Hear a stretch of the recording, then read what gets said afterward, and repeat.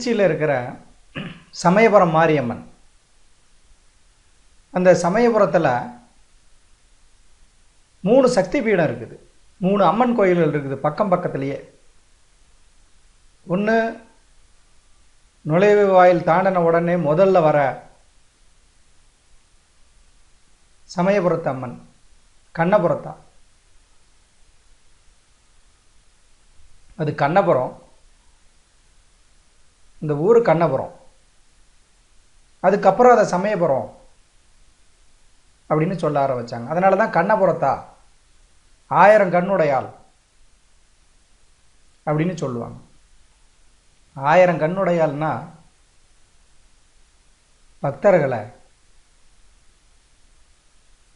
அவளை வேண்டவங்களை, அவங்களுக்கு தேவையானதை கவனித்து எல்லா விதமான அருளையும் கொடுக்கக்கூடியவன், 1000 கண்ணில் பார்க்குறவன்.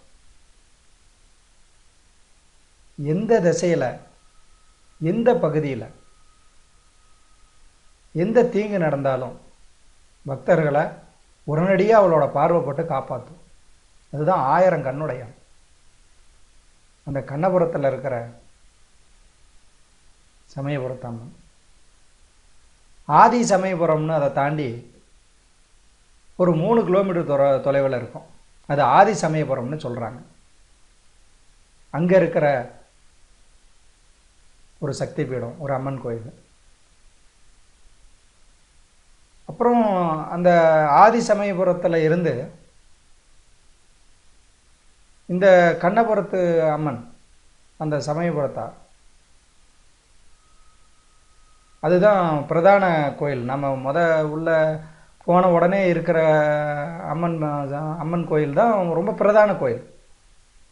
அதுக்கு தான் கூட்டம், அதிக கூட்டம் வர இடம். அங்கேருந்து ஒரு 3 கிலோமீட்டர் போனால் ஆதி சமயபுரத்தில் இருக்கிற அம்மன் கோயில் வரும். அப்புறம் அதே அந்த பிரதான கோயிலில் இருந்து ஒரு 2 கிலோமீட்டருக்கும் குறைவான தொலைவில் மகாலிபுரம் உஜ்ஜயினி காளியம்மன் கோயில் இருக்குது.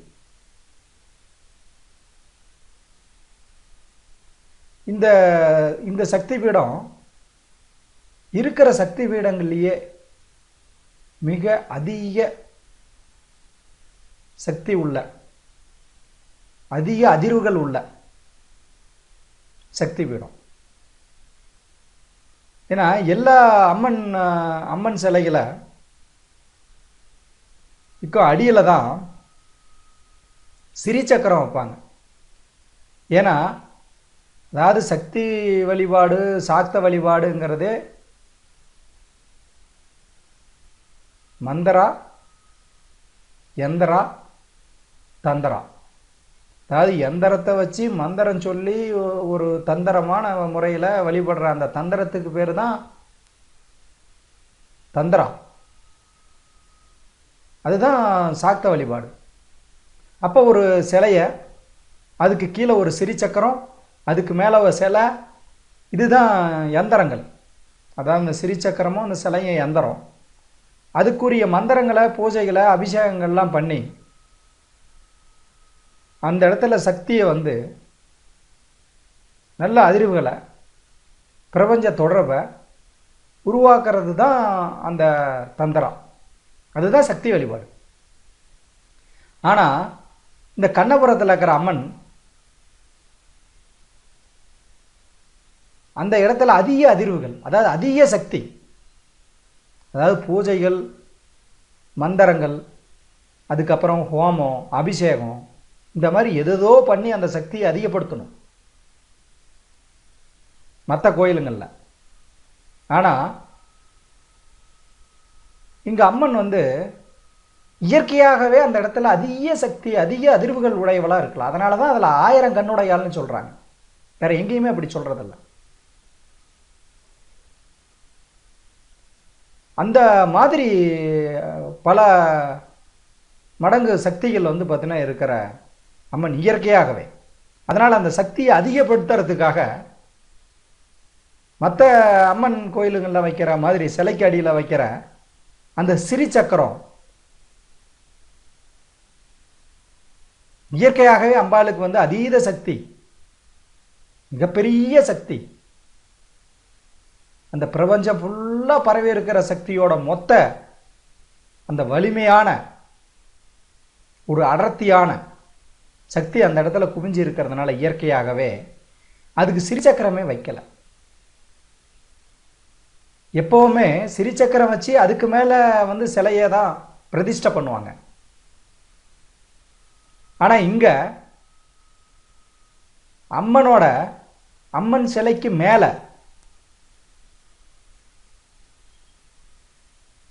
அந்த மேல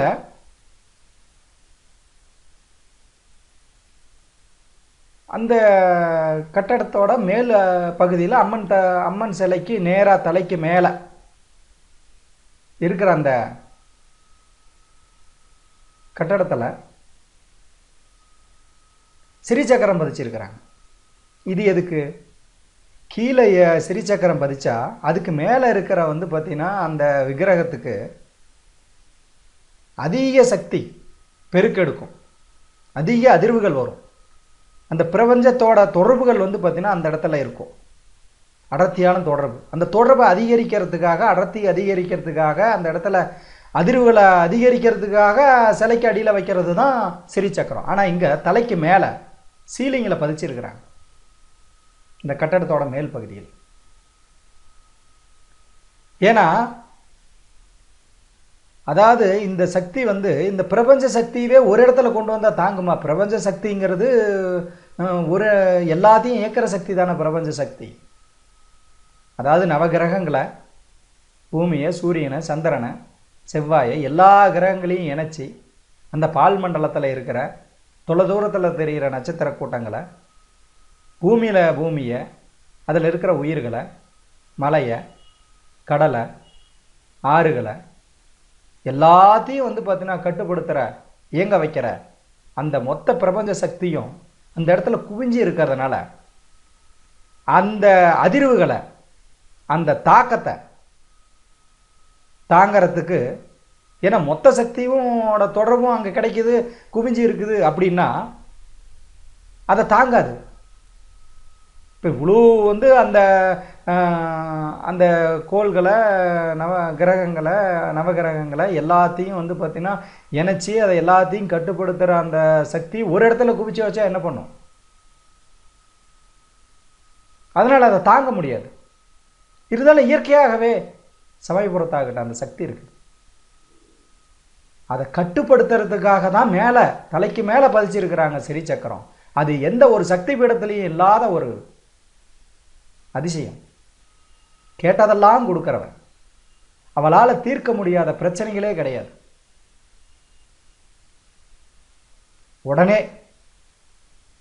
உடனே பக்தர்களோட வந்து பார்த்தீங்கன்னா கஷ்டங்களை, குறைகளை நீக்கிறதுக்காக, அவங்கள காக்கிறதுக்காக உடனடியாக வந்து பார்த்தீங்கன்னா நிவாரணம் கொடுக்குறவ தான். அவளோட வேகம், அந்த வேண்டுதல் நிறைவேற வேகம், அந்த அம்மன் வந்து பார்த்தீங்கன்னா பக்தர்களை கட்டுப்படுத்துகிற, இந்த பக்தர்களுக்கு வாரி வழங்குற, பக்தர்களை ஒழுக்கமானவர்களாக உருவாக்குற அந்த வேகம், அந்த கோபம், இது எல்லாமே வேற எங்கேயும் கிடைக்காத ஒன்று. ஏன்னா அவ்வளோ பெரிய ஒரு சக்தி அந்த இடத்துல, அந்த சக்தி பீடத்தில் இருக்குது. இதுக்கு நிறைய வரலாற்று சான்றுகள், இந்த மாதிரி அதிசயங்கள் நடந்ததுக்கு, பக்தர்களோட பிரச்சனைகளை தீர்த்ததுக்கு, இப்போவும் தீர்த்துக்கிட்டே தான் இருக்கிறாங்க. நடக்கிற வந்து அதிசயங்கள் வந்து தினசரி நடந்துக்கிட்டே தான் இருக்குது. அந்த மாதிரி அதிசயங்கள் நிகழ்கிற இடம். ஆனால் அந்த சமயபுரத்தில் இருக்கிற, இப்போ அங்கே தான் காலமேக புலவர் இருந்திருக்கார். ஒரு உதாரணமாக எடுத்துக்கிட்டா, காலமேக புலவரோட சீடன் ஒருத்தர் இருந்தார், சிவனேசன். அந்த சிவனேசனுக்கு ஒரு சிறந்த அம்மனோட ஆசி பெற்ற கலைஞன், எல்லா கலைகள்லையும் தேர்ந்தவன், செலவடிக்கிறதில்ல, ஓவியம் வரைகிறதில்ல. ஏன்னா அவர் காலமேக புலவரோட சீடன், ஆஸ்தான சீடன். அவருக்கு வந்து அந்த அரசன் அந்த அங்கே ஆண்டுகிட்டு இருந்த அரசன் நாயக்க மன்னர்கள் அந்த இடத்துல அந்த சமயத்தில் ஆண்டுகிட்டு இருந்தாங்க. அந்த காலகட்டத்தில் அவர் மன்னன் வந்து ராணிக்கும் சிவனேசனுக்கும் ஒரு தவறான தொடர்பு இருக்கிறதா கற்பனை செஞ்சு, அப்போ அவரோட கண்ணு வந்து பார்த்திங்கன்னா தண்டனையாக அவரோட கண்ணை அவரே அரசன் சந்தேகப்படுறாரு, அரசன் கண்ணை போக்கணும்னு நினைக்கிறாருன்னு தெரிஞ்சதுமே, நான் அப்படி இல்லை, அப்படிப்பட்டவன் இல்லைங்கிறத நிரூபித்தாயே அப்படின்னு சொல்லி அவரே கண்ணை வந்து பார்த்தீங்கன்னா நெருப்பில் தீப்பந்தத்தால் சுட்டுக்கிறார். அவருக்கு அம்மா கண்ணை கொடுத்துருக்குறான். அது வரலாற்று பதிவில் இருக்குது. ஆனால் பதியாத நிறையா பேருக்கு கண்ணு தெரியாதவங்களுக்கு கண்ணு கொடுத்துருக்குறான். கல்யாணமாதவங்களுக்கு கல்யாணம் நடந்திருக்குது. உண்மையான அன்பு இருக்கிற தம்பதிகளை சேர்த்து வைக்கிறதில்ல.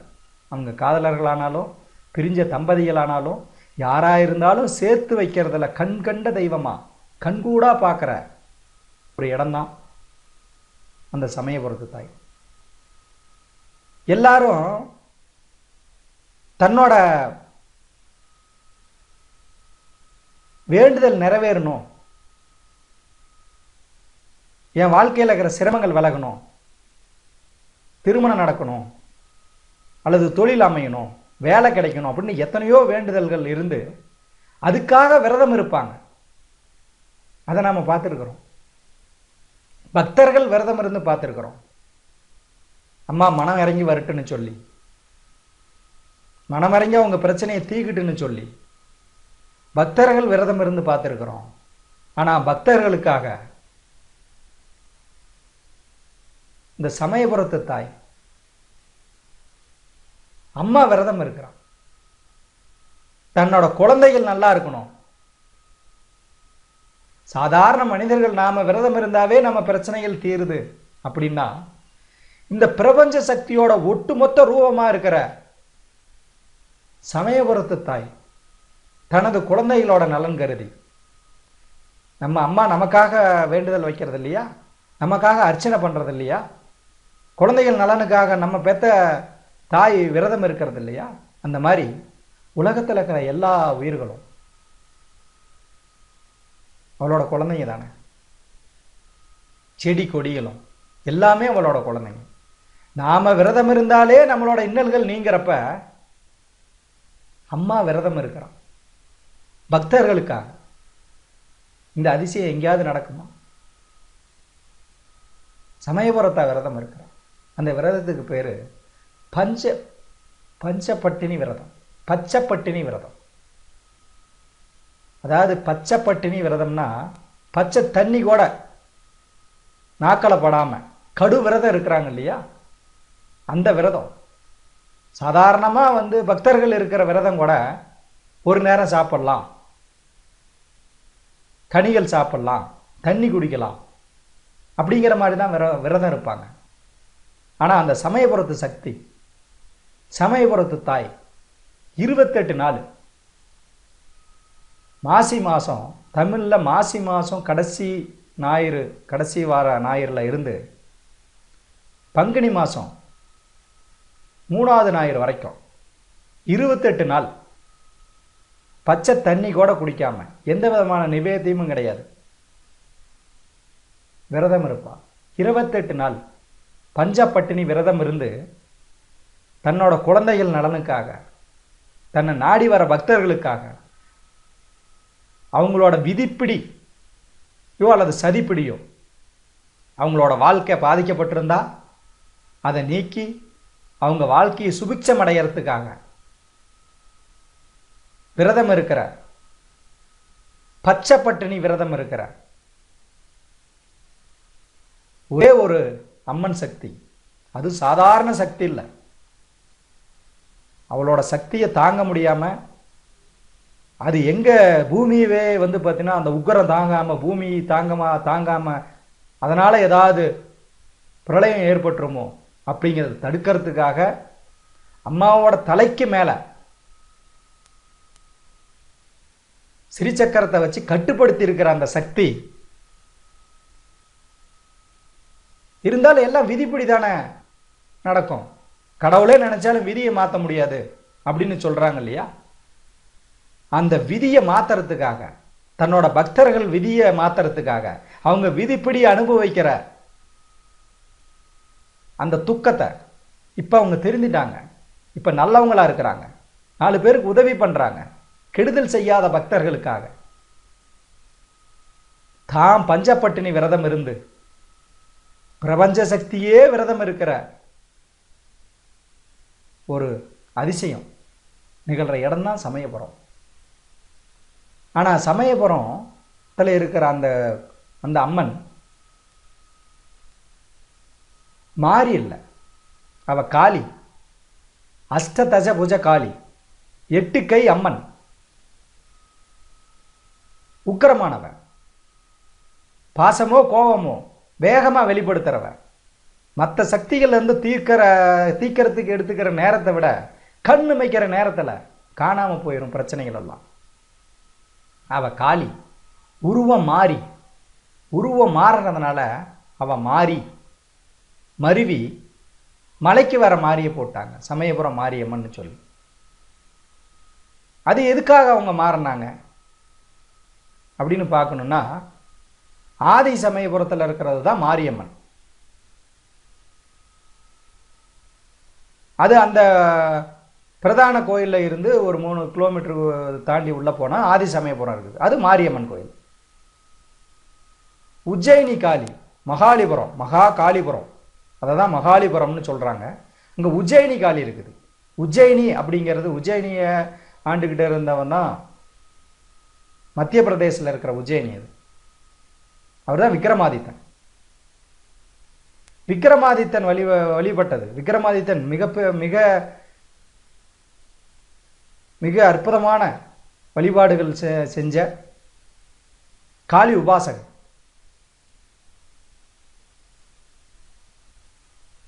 அந்த விக்ரமாதித்தன் நாட்டில் 6 மாதம் காட்டில் 6 மாதம் இருப்பான். அதாவது ஆட்சி செய்யறது 6 மாதம், 6 மாதம் கடவுள் வழிபாட்டில் யாகம் பூஜை இதெல்லாம் நடத்திக்கிட்டு காளியை வழிபட்டு இருப்பார். காளியை காட்டில் 6 மாதம் இருக்கிறப்ப அங்கே உஜ்ஜயினியில் இருந்து ஒரு சிலை கொண்டு வந்து இந்த மகாலிபுரம், இப்போ சமயபுரத்தில் இருக்கிற அந்த மகாலிபுரம் உஜ்ஜயினி காளி கோயிலில் வச்சு அந்த இடத்துல, அப்போ வனமாக இருந்த அந்த இடத்துல வழிபட்டுட்டு இருந்தார். அந்த 6 மாதம் வழிபடுறது.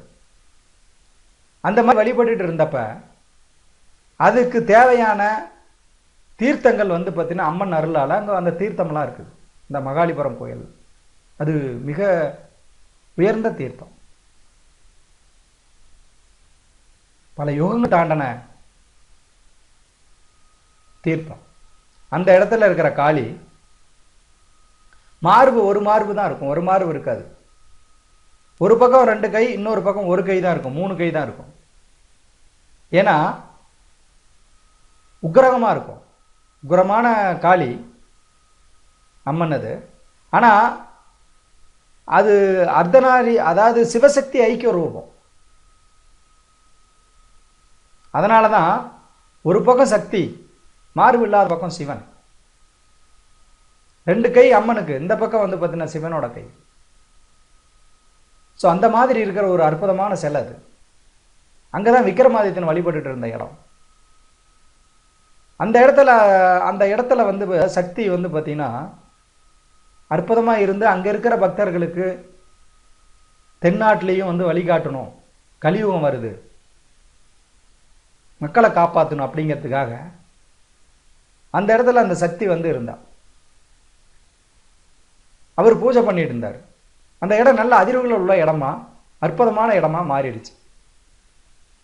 அப்புறம் இவர் இங்க இருந்த அந்த சிலைய மறுபடியும் அந்த 6 மாசம் கழிச்சு மத்திய பிரதேசத்தில் இருக்கிற உஜ்ஜயினி, அவரோட நாட்டுக்கே அதை எடுத்துட்டு போறதுக்கு உண்டான பூஜைகளையும், அந்த தவம் இருந்து அம்மனை வேண்டி அந்த சக்தியை அப்படியே என் கூட வரணும் அப்படின்னு சொல்லி அந்த அதிர்வுகளை அப்படியே கொண்டுட்டு போறதுக்கு உண்டான பூஜைகளை பண்றாரு.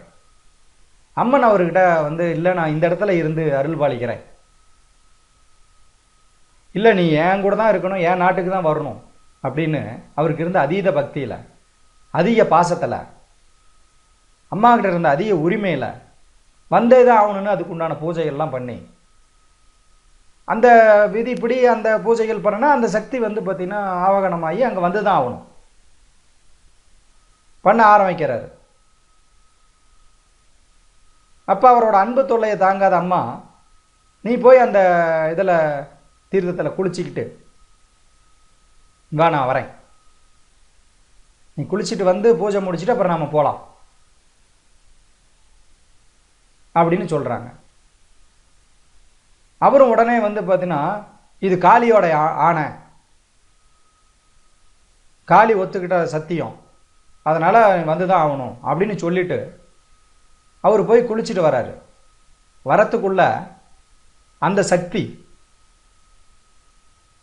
முழுசும் உருமாறி, அதாவது காளியாக மாறி, அந்த காளி வேற சக்தியாக உருமாறி, பிரபஞ்ச சக்தியா ஆதி சக்தியா உருமாறி அங்கே சமயபுரத்தில் போய், அதான் கண்ணபுரத்தில் போய் உட்காந்துக்குது, அங்கே சேர்ந்துடுது அந்த சக்தி. அப்புறம் இவரால் வந்து பார்த்தீங்கன்னா அது காளியோட ஆணையாக இருந்தால் மட்டும்தானே கேட்க முடியும். இதுதான் உருமாறிடுச்ச,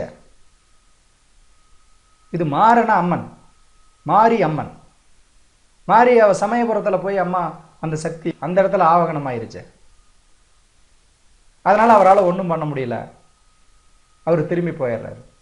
அதனால் இன்னும் அங்கே அவர் வழிபட்ட அந்த சிலை, அதுக்குண்டான பூஜைகள் அற்புதமாக இருக்குது. அங்கே வந்து பார்த்திங்கன்னா அந்த தீர்த்தம் இருக்குது, அதில் வந்து நீங்காத நோயோ அல்லது மாந்திரிகமோ எந்த மாதிரியான இடைஞ்சல்கள் இருந்தாலும் அந்த அதாவது மகாலிபுரம் உஜ்ஜயினி காளியை போய் வழிபட்டுட்டு அங்கே உட்காந்துருந்தா, அதாவது உள்ளே உட்காந்துருந்தாவே அம்மன் வந்து பார்த்தீங்கன்னா எப்படியாப்பட்ட தீய சக்திகளாக இருந்தாலும் அந்த சக்திகளை விலக்கி பக்தர்களை காப்பாற்றிடுவாங்க. அந்த கிடைக்கிற தீர்த்தம் அபூர்வ தீர்த்தம். அந்த தீர்த்தத்தை கொண்டு வந்து உங்கள் வீட்டில் வச்சுக்கிட்டு உங்களுக்கு எப்போ எந்த விதமான சிரமங்கள் ஏற்பட்டாலும் இந்த தீர்த்தத்தை குடிக்கலாம், கொஞ்சம் குளிக்கலாம், வீட்டுங்களுக்கு தெளிக்கலாம், வியாபார ஸ்தலங்களுக்கு தெளிக்கலாம். உங்களை எந்த விதமான சதி வேலைப்பாடுகளும் எதிரிகளும் எதுவுமே வந்து உங்களை வந்து தாக்காத காப்பாற்றுறவ அவதான் உஜ்ஜயினி மகாகாளி. அந்த சக்தி ஐக்கியமாக இருக்கிற இடமும் அந்த கண்ணபுரம் மாரியம்மன் தான். அதனால் அவ்வளோ ஒரு அற்புதமான சக்தி பீடம் தான் சமயபுரம் மாரியம்மன். அவள் மாறினவ, காளியாக இருந்து மாறினவ, காளியே உக்கிரமானவ, காளியாக இருந்து மாறினவ இன்னும் அதிக சக்தியாக இருக்கிறான், கட்டுப்படுத்த முடியாத சக்தியாக இருக்கிறான். அந்த சிலை மரத்தாலான மண் பூசப்பட்ட சுதை சிற்பம்னு சொல்லுவாங்க. அதனால தான் நாம் அங்கே கொண்டு போய் மாலை கொடுத்தோம்னா கூட, அதாவது நான் கண்ணபுரத்தில் இருக்கிற இந்த பிரதான அம்மனை சொல்கிறேன், அதில் மாலை கொண்டு போய் கொடுத்தோம்னா கூட அந்த மாலையில் இருக்கிற ஈரம் பட்டுருமோ, ஏன்னா அது சுதை சிற்பங்கிறதுனால அப்படின்னு அதை பக்கத்தில் இருக்கிற அந்த இதில் அந்த சுகத்தில் ஒரு தரம் அதை அடித்து மாலையை அதில் இருக்கிற தண்ணியெல்லாம் உதிரிட்டு அதுக்கப்புறம் தான் போடுவாங்க. அதில் அந்த மந்திரங்கள் உச்சரிக்கிறது அப்படிங்கிறது சரியான முறைப்படி அங்கே மந்திரம் உச்சரிக்கணும். ரொம்ப உக்கிரமான கருவறை, அந்த இடத்துல வந்து தவறாக உச்சரித்தாவோ மற்ற கோயில்களில் உள்ள கர்ப்பகிரகத்துக்குள்ளே போய் பண்ணுற பூஜைகள் மாதிரி அவங்கவுங்க விருப்பத்துக்கு கொஞ்சம் வந்து பார்த்திங்கன்னா மாற்றி மந்திரங்கள் சொன்னாவோ அவங்களால அங்கே இருக்க முடியாது, அவங்க அழிஞ்சிருவாங்க. அதனால் சரியான முறையில் மந்திரங்களை உச்சரித்து அந்த இடம் ஏற்கனவே கட்டுப்படுத்த முடியாத சக்தி இருக்கிற பிரபஞ்ச சக்தி குவிஞ்சி இருக்கிற இடம். அந்த 12 வருஷங்களுக்கு ஒரு முறை அந்த சிலையில் மாற்றங்களை கொண்டு வருவாங்க. அந்த சிலையவே மாற்றி அமைக்கணும். அமைக்கலைன்னா அந்த சிறிச்சக்கரத்தாலையும் கட்டுப்படுத்த முடியாது. அந்த அளவுக்கு வந்து பார்த்தீங்கன்னா மிக மிக பிரமாண்டமான சக்தி. ஏன்னா பிரபஞ்சத்தையே கட்டுப்படுத்துகிற மொத்த சக்தியோட வந்து அடர்த்தியான தொடர்பு அந்த இடத்துல இருக்குது. அதனால் அதை கட்டுப்படுத்துறதுக்காக 12 வருஷத்துக்கு ஒரு தடவை மாற்றி அமைக்கிற இடமும் அந்த சமயபுரம் தான். ஆனால் இவ்வளவு வந்து இந்த பிரபஞ்சத்தையே வந்து கட்டுப்படுத்துகிற சக்தி ஒரு இடத்துல குவிஞ்சு இருக்கிற ஒரு அற்புதமான சக்தி பீடத்தை இவ்வளவு சிறப்புகள் இருக்கிற சமயபுரத்து தாய் தன்னோட பக்தர்களுக்கு அவளோட உருவமே காலடியில் வந்து பார்த்தீங்கன்னா தீயவர்களோட, அசுர குணம் இருக்கிறவங்களோட, தீங்கு பண்ணுறவங்களோட தலைங்களை அதை வச்சு காலில் வச்சுட்டு வந்து பார்த்தீங்கன்னா மிதிச்சிட்டு உட்காந்துருப்பாங்க அம்மா. அந்த மாதிரி வந்து கோபம் இருக்கிற அம்மா தீயவை அழிக்கிறதுல சமயபுரத்தாளுக்கு நிகர் சமயபுரத்தாதான். அப்படியாப்பட்டவ கருணையோட தன்னோட பக்தர்கள் தன்னை தேடி வர நல்ல மனிதர்களுக்காக அவங்க வேண்டுதல் நிறைவேறதுக்காக பூர்வ ஜென்மத்தில் பண்ணின பாவத்துக்கு ஏற்றாப்படி இந்த ஜென்மத்தில் அவங்களுக்கு விதிக்கப்பட்ட இன்னல்கள், இடைஞ்சல்கள், சதி வலைகள், எதிரிகள் இவங்கிட்ட இருந்து விதியவே மாத்துறதுக்காக அந்த தாய் பச்சை பட்டினி விரதம் இருக்கிறான். அப்படியாப்பட்ட ஒரு அற்புதமான சக்தி பீடம் சமயபுரத்து அம்மன் வீட்டில் இருக்கிற சக்தி பீடம். மிக உயர்ந்த சிறந்த கேட்க கேட்க அள்ளி கொடுக்கிற கருணையே வடிவான 1000 கண்ணுடைய கண்ணபுரத்தா. அதனால அவளை போய் வந்து தரிசிக்கிறதுக்கு, அந்த தரிசனம் செய்யறதுக்கு நமக்கு கொடுப்புன்னு இருக்கணும். அதுக்கு அவளை வேண்டிக்கணும். அதை அவளை தரிசனம் பண்ணுறதுக்கு, அந்த இடத்த போய் அடையிறதுக்கு உண்டான வழிவகைகளை ஏற்பாடு பண்ணி கொடுக்க சொல்லி அவகிட்டயே வேண்டி, அதுக்கே தவம் இருந்து அதையே ஒரு வரமாக வாங்கினாதான் அவளை போய் பார்க்க முடியும். ஒரு முறை போயிட்டு வாங்க. போனால் சமயபுரத்தோட அந்த பிரதான கோயில் ஆதி சமயபுரம், மகாகாளி இருக்கிற மகாலிபுரம், உஜ்ஜயினி காளி கோயில், இங்கெல்லாம் போய் தரிசனம் பண்ணிட்டு வாங்க. உங்களோட இன்னல்கள்லாம் நீங்கி சுபிட்சம் கிடைக்கும். அதை அம்மா கொடுப்போம். அவள் தான் சமயபுரத்து மாதிரி.